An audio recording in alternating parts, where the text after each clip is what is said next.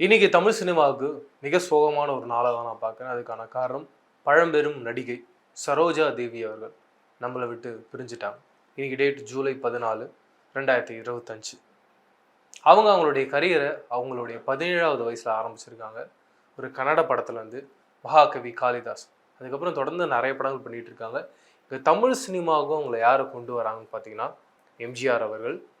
அவர் ரொம்ப அழகான பயங்கரமான ஒரு ஹிட்டு கொடுத்த ஒரு திரைப்படம் நாடோடி மண். அந்த படத்துக்காக அவங்கள இன்ட்ரடியூஸ் பண்ணுறாரு இங்கே தமிழில். அண்ட் அதுக்கு முன்னாடி வரைக்கும் அவங்களுக்கு கன்னடா அப்படின்ற அந்த மொழி மட்டும்தான் தெரியும்.